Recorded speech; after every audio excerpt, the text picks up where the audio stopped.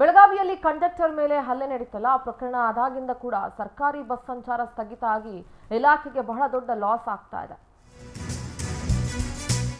ಬೆಳಗಾವಿಯಲ್ಲಿ ಕಂಡಕ್ಟರ್ ಮಹಾದೇವ್ ಅವರ ಮೇಲೆ ಹಲ್ಲೆ ಆಯ್ತಲ್ಲ, ಆ ಪ್ರಕರಣ ನಡೆದಾಗಿಂದಲೂ ಕೂಡ ಸರ್ಕಾರಿ ಬಸ್ ಸಂಚಾರ ಸ್ಥಗಿತ ಆಗಿದೆ.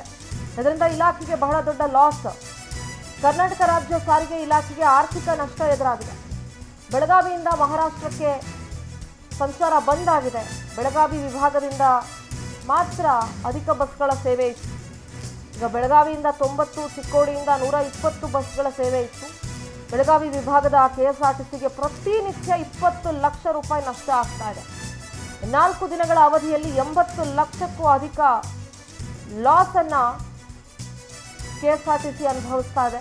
ಕರ್ನಾಟಕ ರಾಜ್ಯ ಸಾರಿಗೆ ಇಲಾಖೆಗೆ ಆರ್ಥಿಕ ನಷ್ಟ ಎದುರಾಗಿದೆ. ಯಾಕೆಂದ್ರೆ ಬೆಳಗಾವಿಯಲ್ಲಿ ಕಂಡಕ್ಟರ್ ಮೇಲೆ ಹಲ್ಲೆ ನಡೀತಲ್ಲ, ಆ ಪ್ರಕರಣ ಆದಾಗ್ಲಿಂದ ಕೂಡ ಸರ್ಕಾರಿ ಬಸ್ ಸಂಚಾರ ಸ್ಥಗಿತ ಆಗಿದೆ. ಕರ್ನಾಟಕ 2025ರ ಮಹಾಶಿವರಾತ್ರಿಗೆ ಸ್ವಾಗತ. ಈ ರಾತ್ರಿಯನ್ನ ಧ್ಯಾನದಲ್ಲಿ ತನ್ಮಯರಾಗುವ ಅನುಭವವಾಗಿಸಲಿದ್ದೀವಿ. ಸಂಗೀತ, ನೃತ್ಯ, ಧ್ಯಾನ ಮತ್ತು ಉತ್ಸವಗಳಿಂದ ಕೂಡಿದ ರಾತ್ರಿ.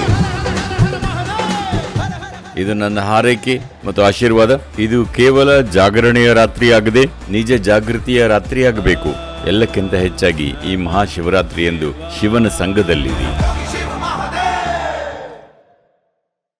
ಯಾವುದು ಕೆಎಸ್ಆರ್ಟಿಸಿ ಬಸ್, ಪ್ರೈವೇಟ್ ಬಸ್ಗಳು ಓಡಾಡ್ತಾ ಇದ್ದಾವೆ ಹೊರತು ಗವರ್ಮೆಂಟ್ ಬಸ್ಗಳು ಯಾವುದು ಮಹಾರಾಷ್ಟ್ರಕ್ಕೆ ಹೋಗ್ತಾ ಇಲ್ಲ. ಬೆಳಗಾವಿ ವಿಭಾಗದಿಂದಷ್ಟೇ ಅಧಿಕ ಬಸ್ಗಳ ಸೇವೆ ಇತ್ತು. ನಾವು ಪ್ರತಿನಿಧಿ ಸಿದ್ದೇಶ್ ದೂರವಾಣಿ ಸಂಪರ್ಕದಲ್ಲಿ ಜಾಯ್ನ್ ಆಗ್ತಾ ಇದ್ದಾರೆ. ಸಿದ್ದೇಶ್, ಏನು ಬೆಳಗಾವಿಯಲ್ಲಿ ಕಂಡಕ್ಟರ್ ಮೇಲೆ ಹಲ್ಲೆ ಆಯಿತು, ಆ ಪ್ರಕರಣ ಆದಾಗ್ಲಿಂದ ಕೂಡ ಸರ್ಕಾರಿ ಬಸ್ ಸಂಚಾರ ಸ್ಥಗಿತ ಆಗಿದೆ. ಅದರಿಂದ ಇಲಾಖೆಗೂ ಕೂಡ ನಷ್ಟ ಆಗಿದೆ. ಸದ್ಯದ ಮಾಹಿತಿ ಸಿದ್ದೇಶ್. ಹೌದು ಸಿಂಧೂರ, ಏನಂತಂದ್ರೆ ಕಂಡಕ್ಟರ್ ಮೇಲೆ ಏನೋ ಒಂದು ಹಲ್ಲೆ ಪ್ರಕರಣ ನಡೀತು. ಆ ಹಲ್ಲೆ ನಂತರ ಏನಂತಂದ್ರೆ ಗಡಿ ಭಾಗವಾದ ಬೆಳಗಾವಿ ಜಿಲ್ಲೆಯಿಂದ ಕೊಲ್ಲಾಪುರ ಆಗಿರ್ಬೋದು, ಪುಣೆ ಆಗಿರ್ಬೋದು, ಮುಂಬೈ ಆಗಿರ್ಬೋದು, ಇವೆಲ್ಲದಕ್ಕೂ ಏನಂತಂದ್ರೆ 2 ವಿಭಾಗ ಅಂದ್ರೆ ಬೆಳಗಾವಿ ವಿಭಾಗ ಮತ್ತು ಚಿಕ್ಕೋಡಿ ವಿಭಾಗ ಅಂತ 2 ಡಿವಿಷನ್ ಇದೆ. 2 ಡಿವಿಷನ್ ನಿಂದ ಮಹಾರಾಷ್ಟ್ರಕ್ಕೆ ಸುಮಾರು 710ಕ್ಕೂ ಹೆಚ್ಚು ಬಸ್ ಸೇವೆ ಈಗ ನಡೀತಾ ಇತ್ತು. ಆದ್ರೆ ಏಕಾಏಕಿ ಬಸ್ ಸ್ಥಗಿತ ಆಗಿದ್ದರಿಂದ ಚಿಕ್ಕೋಡಿ ಮತ್ತೆ ಬೆಳಗಾವಿ ವಿಭಾಗಕ್ಕೆ ಸಾಕಷ್ಟು ನಷ್ಟ ಉಂಟಾಗಿದೆ. ಯಾಕಂತಂದ್ರೆ ಪ್ರತಿನಿತ್ಯ ನಡೆಸುವ ಪ್ರಯಾಣಿಕರು ಏನಂತ ನಡೆಸುತ್ತಿದ್ದಾರಂದ್ರೆ ಪ್ರತಿನಿತ್ಯ ಬೆಳಗಾವಿ ವಿಭಾಗಕ್ಕೆ 80 ಲಕ್ಷ ನಷ್ಟ ಮತ್ತೆ ಚಿಕ್ಕೋಡಿ ವಿಭಾಗಕ್ಕೆ 20 ಲಕ್ಷ ನಷ್ಟ ಆಗಿರುವುದಂತ ಬೆಳಗಾವಿ ಜಿಲ್ಲೆ ಸಾರಿಗೆ ಇಲಾಖೆ ವಿಭಾಗೀಯ ನಿಯಂತ್ರಕ ರಾಜೇಶ್ ಸುದ್ದಾರ್ ಅವರು ಈಗಾಗಲೇ ಏನಂತಂದ್ರೆ ಒಂದು ಮಾಹಿತಿಯನ್ನು ತಿಳಿಸಿದ್ದಾರೆ.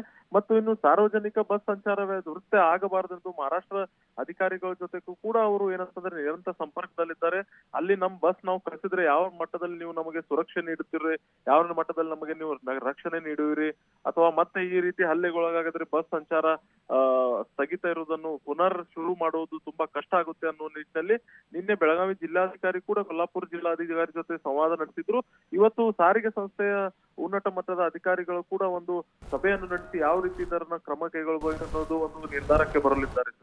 ಥ್ಯಾಂಕ್ ಯು ಸಿದ್ದೇಶ್, ನೀವೆಲ್ಲ ಮಾಹಿತಿಗೆ.